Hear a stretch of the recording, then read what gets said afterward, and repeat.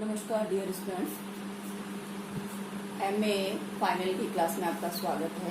MA final में हम भारत में संघीय शासन व्यवस्था की स्थापना देख रहे हैं। हमारा पेपर है भारत में संघीय शासन व केंद्र राज्य संबंध। इसमें हमने अब तक ये देखा कि भारत में संघ निर्माण की प्रक्रिया क्या रही, संघ की उत्पत्ति कैसे होती है। अब हम देख रहे हैं कि भारत में संघीय शासन की स्थापना किस तरह हुई। भारत में संघीय शासन की स्थापना 1935 के अधिनियम द्वारा हुई।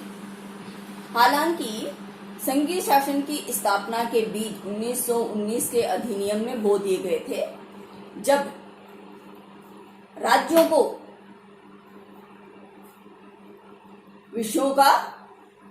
कुछ विषयों पर कानून बनाने का अधिकार दिया गया।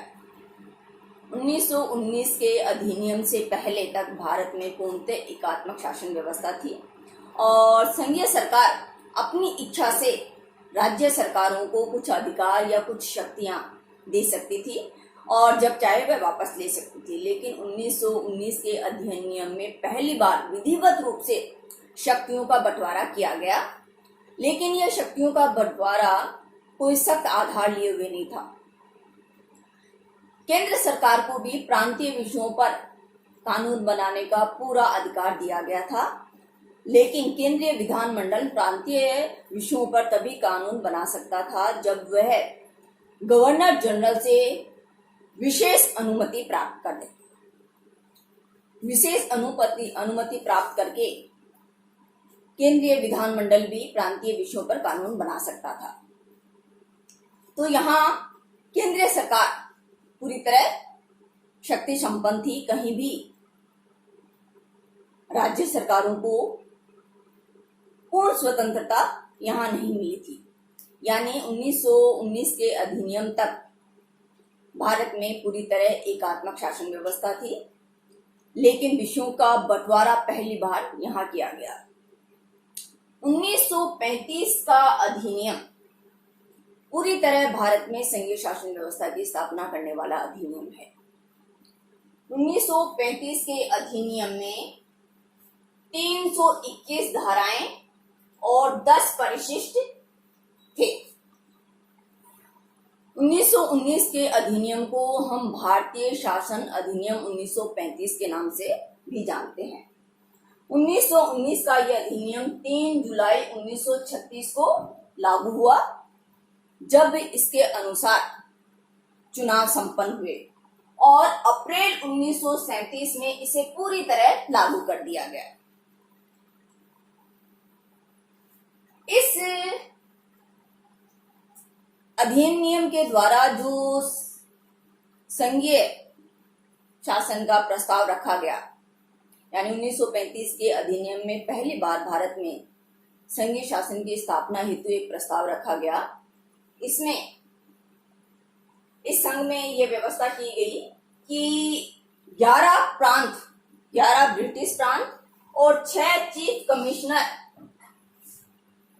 प्लस देशी रियासतों को मिलकर यह संघ बनना था। 11 ब्रिटिश प्रांत और 6 चीफ कमिश्नरों के लिए तो इस संघीय शासन व्यवस्था में शामिल होना अनिवार्य था, लेकिन देशी रियासतों को यहाँ छूट दी गई थी कि देशी रियासतें अगर चाहे तो इसमें शामिल हो सकती है। जो देशी रियासत इस संघ में शामिल होना चाहती है वह इसमें शामिल हो सकती है, और जो ना होना चाहे उसको इससे छूट दे दी गई। यानी देशी रियासतों को यह ऐच्छिक बना दिया गया संघ में शामिल होना, और उसे रियायत दी गई कि वह चाहे तो शामिल हो चाहे ना शामिल हो। इस अधिनियम में यानी 1935 के अधिनियम में एक फेडरल कोर्ट यानी संघीय न्यायालय की भी स्थापना की गई। इस संघीय न्यायालय को 1935 के अधिनियम की व्याख्या करने का अधिकार दिया गया, लेकिन यह न्यायालय भारत के लिए सर्वोत्तम न्यायालय नहीं था। इसके विरुद्ध ब्रिटिश प्रिवी काउंसिल में अपील की जा सकती थी। इस न्यायालय को केवल केंद्र और राज्यों के जो झगड़े हैं उन्हें निपटाने की का अधिकार तो था, लेकिन वह अंतिम नहीं था। तो फेडरल कोर्ट की स्थापना तो की गई, लेकिन वह फेडरल कोर्ट वास्तव में फेडरल कोर्ट नहीं था। 1935 के अधिनियम में विधिवत रूप से विषयों का बंटवारा किया गया और 3 अनुसूचियां बनाई गई। केंद्र या संघीय अनुसूची, प्रांतीय अनुसूची और समवर्ती सूची।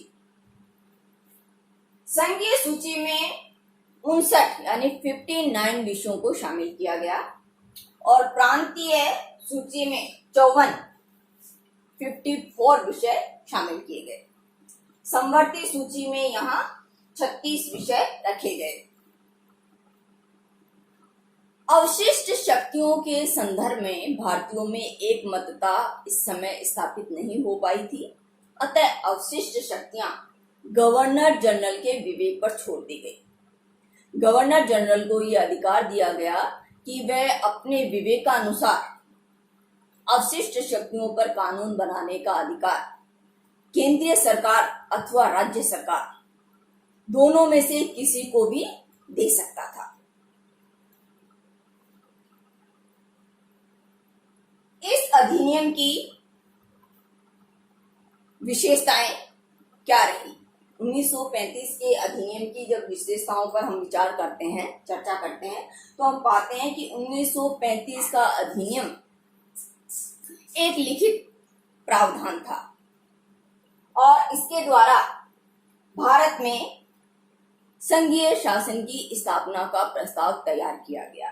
यह अधिनियम ब्रिटिश सरकार द्वारा बनाया गया था और वैधानिक रूप से इसमें संशोधन करने की शक्ति भी ब्रिटिश सरकार के पास ही थी।